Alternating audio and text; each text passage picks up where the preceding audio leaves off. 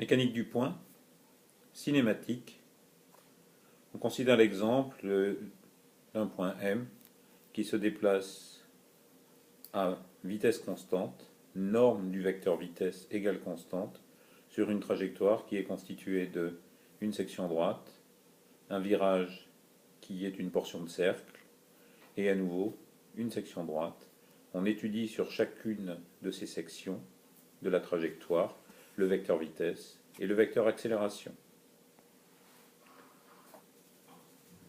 Donc on décompose A, B, C, D.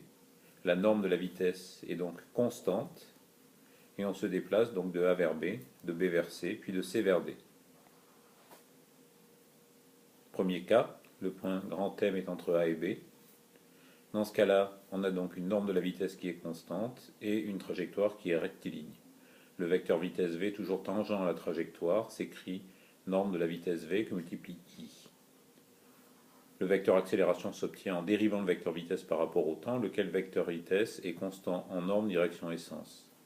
L'accélération est donc nulle. Ici, donc, le point M a une vitesse constante, vecteur vitesse constant, et a une accélération égale à 0. On passe ensuite à la portion de trajectoire qui est entre B et C. On est sur une portion de cercle. On utilise le repère de Freinet, ce qui nous permet d'écrire immédiatement que le vecteur vitesse tangent à la trajectoire est égal à v tau, où tau est un vecteur tangent au cercle, dirigé dans le sens de déplacement du point M. V égale v tau. À partir de là, et des formules donc associées au repère de Freinet pour la vitesse et pour l'accélération, on obtient vecteur accélération égale dv sur dt que multiplie tau plus v carré sur r que multiplie nu. La norme du vecteur vitesse est une constante, dv sur dt est égal à 0, et donc en conséquence le vecteur accélération est égal à v carré sur r que multiplie nu. Le vecteur nu est un vecteur unitaire tourné de pi sur 2 par rapport à tau, ici vers l'intérieur de la trajectoire, et donc l'on obtient ici le vecteur envers A, qui pointe vers l'intérieur du cercle, qui est perpendiculaire au vecteur vitesse, qui lui est tangent à la trajectoire, dirigé dans le sens de déplacement du point M. Après avoir obtenu, dans cette partie la plus délicate qu'est le virage, le vecteur vitesse et le vecteur accélération, on revient maintenant sur la zone de C à D en ligne droite.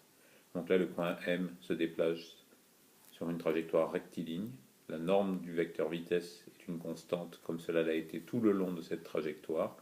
Donc on se retrouve à nouveau avec un vecteur vitesse qui est une constante en norme, direction et sens, et qui est égal ici à moins Vj, J vecteur unitaire pointant vers le haut du tableau, et donc dans le sens opposé au vecteur V qui traduit le déplacement du point M.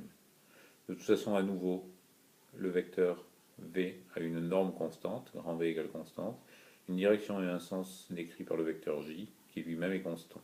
Il n'y a à nouveau pas d'accélération. Le point M se déplace en ligne droite à vitesse constante.